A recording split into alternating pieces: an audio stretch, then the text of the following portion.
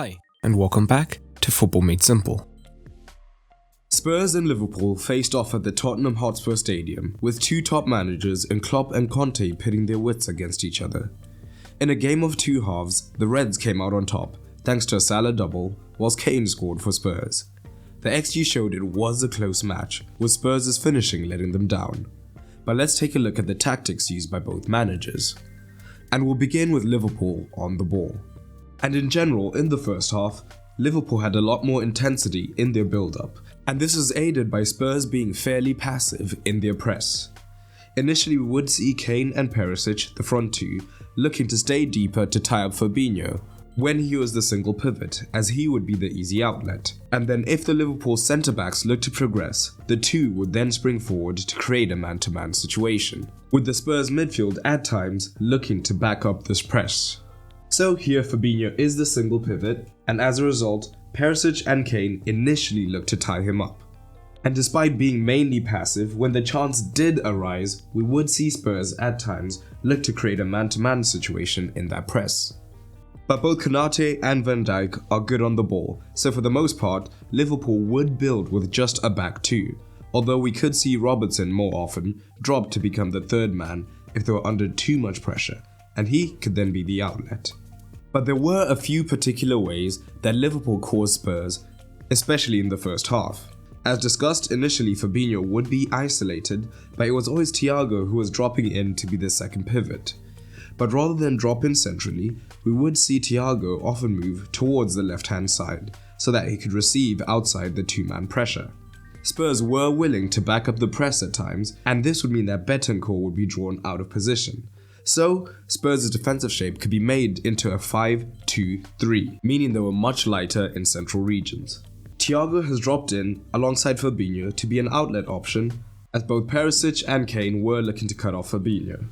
As soon as this happens, it's Betancourt from midfield who joins. So, this can look like a 2 and a 3 in the defensive phase for Spurs. Occasionally, what we would also see is that when the fullback was the deepest man who remained to be the outlet, Conte was usually unwilling to have his wingback move out of position to press, and instead it was his wide central midfielders in Højbjerg and Betancourt, depending on the side of the ball, who would have the responsibility to push towards the fullback. And both of the scenarios discussed, where there was Betancourt moving on to Thiago or a wide central midfielder moving to the fullback, caused the same problems. They left Spurs lighter in midfield, and with Liverpool having a 3, in addition to Firmino and Salah in particular being willing to drop in, it meant that with some penetrative passing or good combination play, they could easily get behind the Spurs midfield and then be running at the back 5. Trent receives the ball deep, and it is Højbjerg from midfield who is looking to confront him.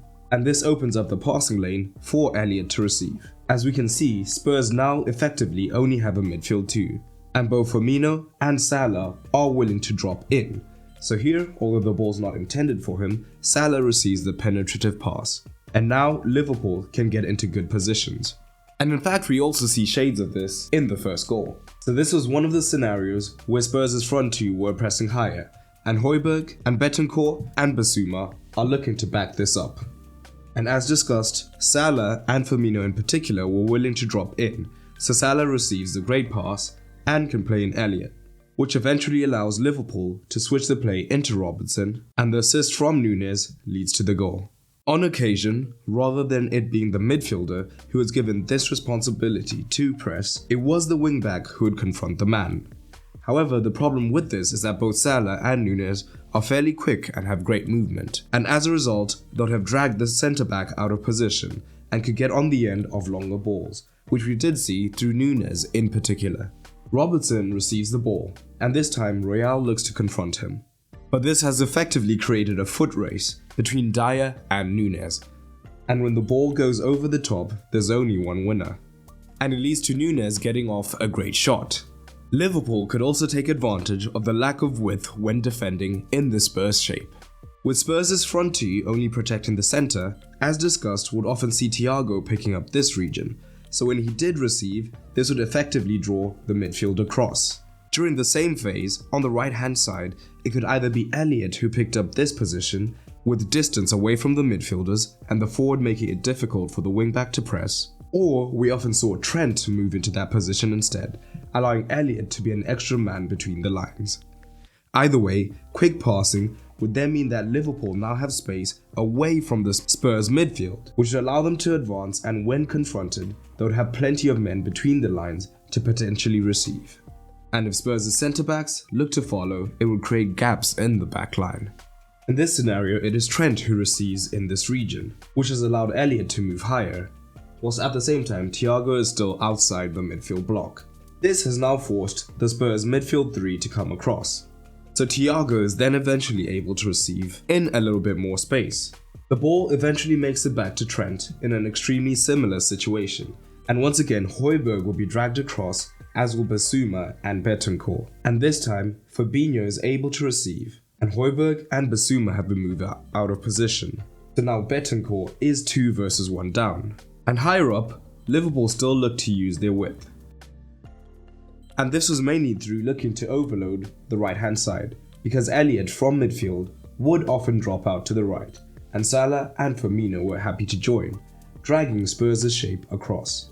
Núñez would then often take up this inside position, and Trent's passing range would allow him to find Robertson with first time switches, where he could then look for the cross. But besides the goals and a Salah chance, Liverpool did not create that much. But after a slow start, Spurs looked dangerous. So what did they do in possession?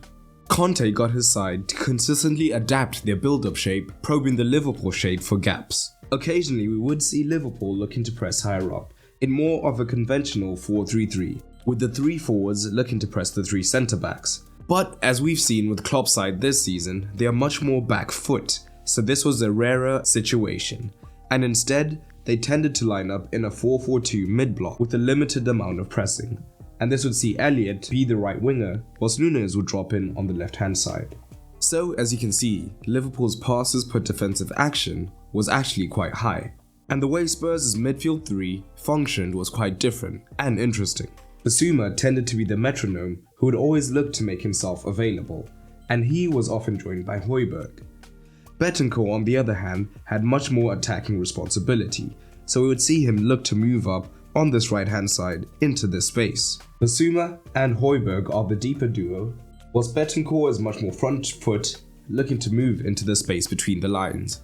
And even when defending in this 4-4-2 shape, Liverpool would have success making it difficult for Spurs to play centrally, and this was by just going pivot to pivot, with Fabinho and Thiago pushing up onto these men when Bentancur was high. So in order to find a bit more space and help Spurs move up the pitch, what we saw was Sessegnon often pushing high up, and Højbjerg dropping into the left hand side channel, so much so that most of his touches came in this region. And in most scenarios, Elliott from right midfield would be able to easily cover. But as discussed, Spurs' shape was constantly changing, so at times Davies would have moved into this left back zone, and he may have been the man to draw Elliott's attention, and this would then give Højbjerg more room in which to receive past the defensive presence of Elliott, and Højbjerg could then look to drive higher and look for men who were making runs in behind. But there were a few things that played into Spurs looking much more dangerous in the second half. The first of this was to do with Bentancur, who as discussed tended to push higher in the first half. But in the second half this became much more aggressive, where he would push up early on almost to be the third forward, allowing Perisic to then move into the left-hand half space. This would increase the overload on the left-hand side, forcing Liverpool to shift across to cover, and as a result Robertson was often dragged in central. Núñez is hard-working and fairly disciplined, but still, at times he would allow Emerson to run off of him, and he would then be able to receive the switch and potentially look for a cross or begin an attacking move in this zone. So here, Højbjerg and Bissouma are much deeper, and Bentancur has already pushed high up the pitch, so Robertson has to come narrow in order to compensate. Højbjerg can then look for the switch, meaning that Emerson Royal has a lot of space in which to receive. The wide centre-backs also had a big role to play. With Salah and Firmino protecting the centre, they both began to pick up positions outside the front two, as neither was overly aggressive in the press. So, when they received, they could drive forward and potentially draw a man from higher up in the Liverpool shape, thus opening up new passing angles. But perhaps more importantly was how much keener Conte was to use them as overlapping centre-backs, as both have experience playing as full-backs, So what we'd often see is quick passes out to the wing-back, followed by Dyer in particular being highly aggressive and looking to create 2 versus 1 situations out here, or just a general overload as Betancourt and later on Kulusevski could come across and create potential opportunities for combination play, which even led to Kane's goal. And it's also important to note that when the ball was wide, Spurs were extremely good at overloading the box as they were looking to swing in the crosses. And overall, both teams will still have eyes on the top 4, but today neither was at their best. Liverpool took their chances in the first half, while Spurs adapted well in the second. For the tactical score, Klopp earns a 6, with a fairly average performance, whilst Conte didn't fare any better, earning a 5. But what are your ratings? Drop them down below. I hope you enjoyed this video, and if you did, you might enjoy the content available on my Patreon.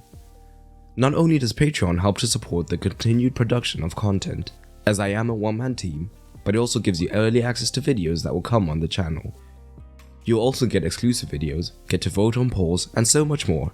And it's cheaper than ever, no longer having a tier system, so everyone on the Patreon gets access to all the content. So head over to patreon.com/footballmadesimple to check it out. But that's all for today, and remember, keep it simple.